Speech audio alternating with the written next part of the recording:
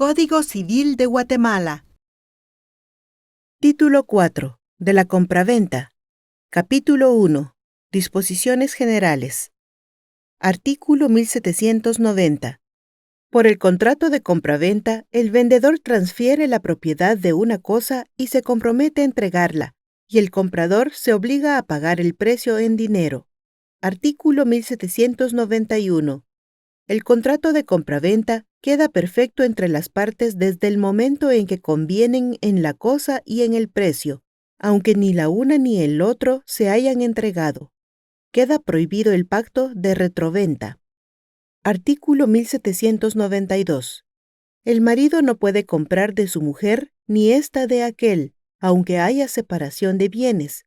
No quedan incluidas en la prohibición las adjudicaciones en pago entre cónyuges por razón de liquidación de la sociedad conyugal. Artículo 1793. No pueden comprar por sí ni por interpósita persona. 1.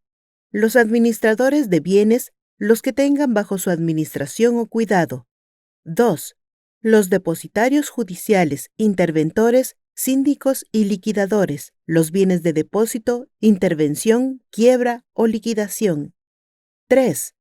Los jueces y demás funcionarios o empleados, los abogados, expertos procuradores y mandatarios judiciales, los bienes que son objeto de los expedientes o diligencias en que intervienen. 4. Los corredores y martilleros jurados, los bienes cuya venta se hace con su intervención, y los notarios, los bienes cuyas actas de remate autoricen. 5. El mandatario, los del mandante sin el consentimiento expreso de éste. Y 6. El albacea, los de la testamentaria mientras no estén aprobadas las cuentas de su administración. Artículo 1794. Ninguno puede vender sino lo que es de su propiedad. La venta de cosa ajena es nula, y el vendedor debe restituir el precio si lo hubiere recibido, y responder de daños y perjuicios si hubiere procedido de mala fe. El que comprare lo suyo por haberlo creído de otro, tiene derecho a conservar la cosa y a que se le restituya el precio. Artículo 1795. Los representantes de menores incapaces o ausentes y los depositarios, administradores, interventores o liquidadores no pueden vender los bienes que tengan a su cargo sin llenar previamente las formalidades que para cada caso señala la ley. Artículo 1796. No hay compraventa si los contratantes no convienen en el precio o en la manera de determinarlo. Pueden convenir en que el precio lo fije un tercero, y si éste no quiere o no puede hacerlo, el contrato quedará sin efecto. Pero si la cosa fuere entregada, se presumirá que las partes han aceptado el precio corriente que tenga en el día y lugar en que se hubiere celebrado el contrato, o el precio medio en caso de diversidad de precios. Artículo 1797. Se considerará fijado el precio cuando los contratantes aceptan el que la cosa tuviere en lugar y tiempo determinados. Si fueren varios los precios, se entenderá que convinieron en el precio medio. Artículo 1798.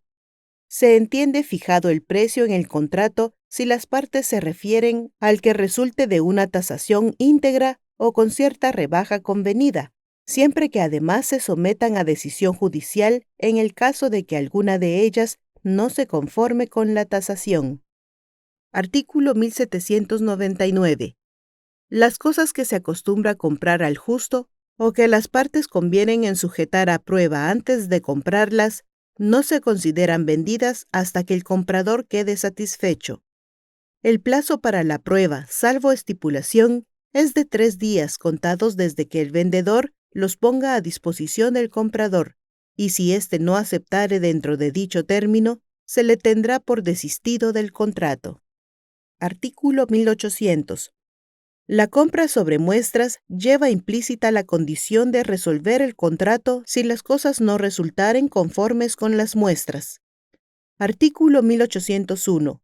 Vendida una cosa expresando su especie y calidad, El comprador tiene derecho de que se resuelva el contrato si la cosa no resulta de la especie y calidad convenidas. Cuando se hubiera expresado el uso que se va a dar a la cosa, la calidad debe corresponder a ese uso. Artículo 1802. En la venta de cosas que están en tránsito, el comprador podrá resolver el contrato si no llegare a un buen estado y en el tiempo convenido. Artículo 1803. Cuando se estipula que la cosa debe ser entregada en lugar determinado, la compra se entiende celebrada bajo condición de que la cosa llegue a su destino. Artículo 1804. Si al tiempo de celebrarse el contrato se hubiere perdido en su totalidad la cosa objeto del mismo, el convenio quedará sin efecto.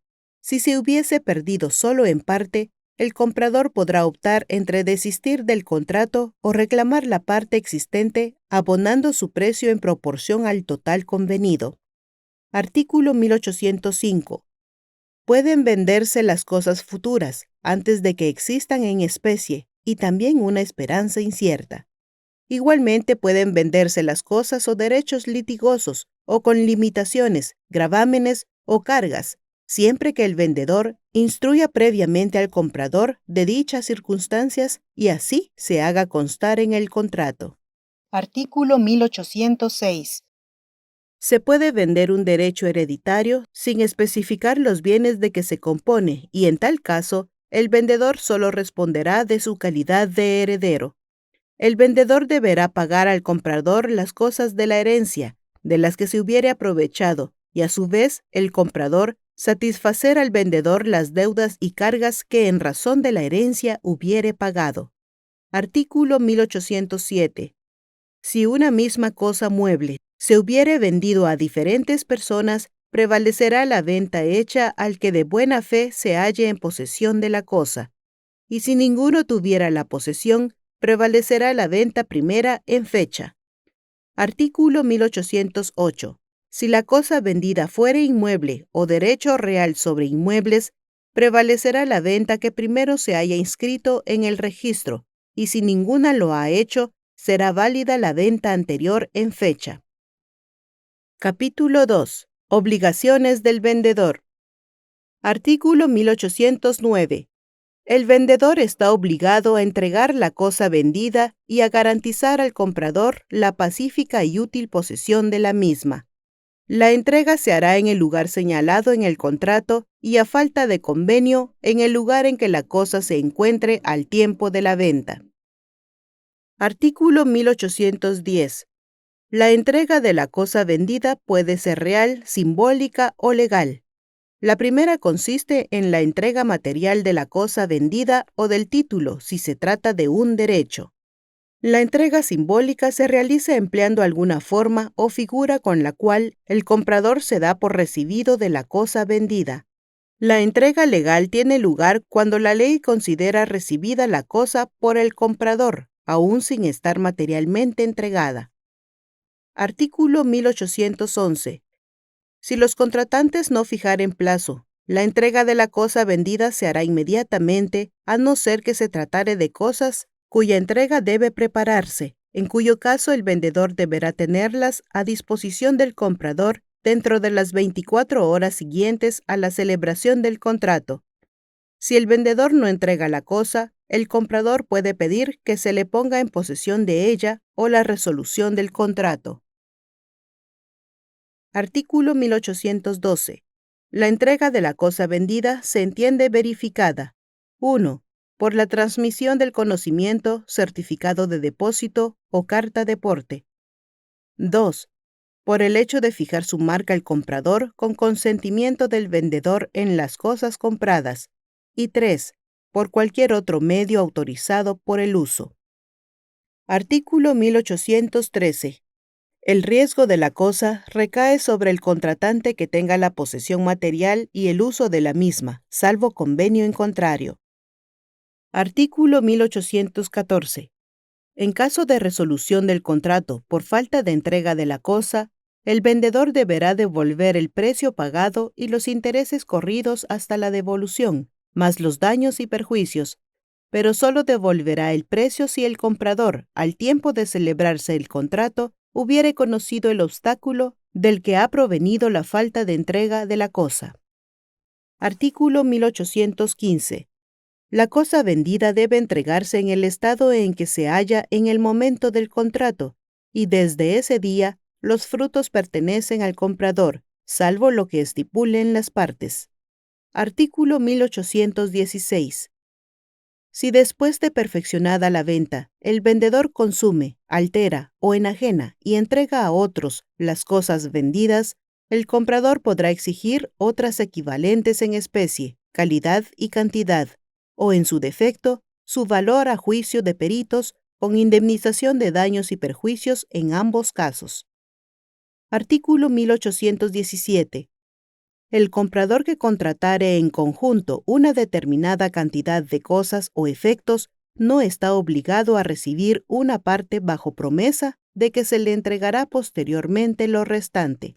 Pero si el comprador aceptare las entregas parciales, la venta se tendrá por consumada en cuanto a las porciones recibidas, aun cuando el vendedor no le entregue las restantes.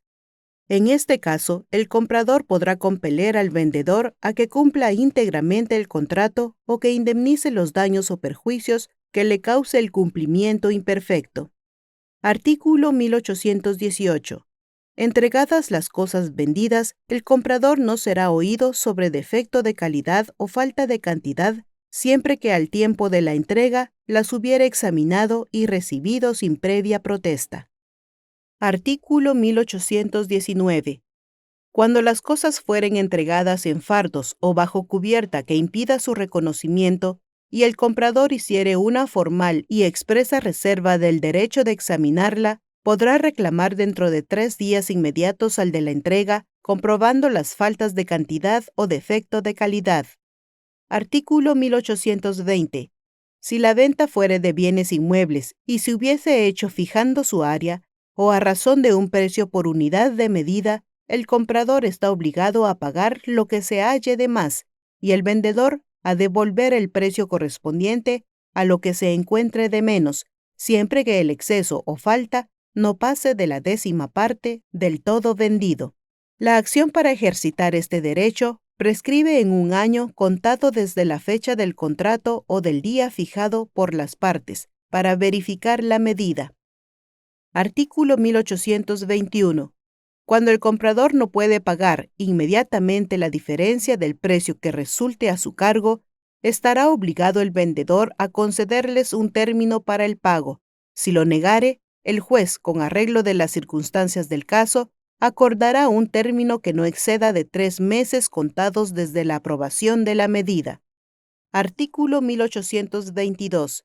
Si el exceso o falta de la extensión de la cosa vendida es mayor que 1/10, queda a elección del comprador, o pagar lo que hubiese de más, o cobrar en su caso lo que resulte de menos, o rescindir el contrato. Artículo 1823. Si un inmueble se ha vendido determinando expresamente sus linderos, el vendedor estará obligado a entregar todo lo que esté comprendido dentro de dichos linderos, aunque haya exceso o disminución de las medidas indicadas en el contrato. Artículo 1824. Salvo uso o pacto en contrario, el vendedor debe satisfacer los gastos de la entrega de la cosa vendida y el comprador los de escritura.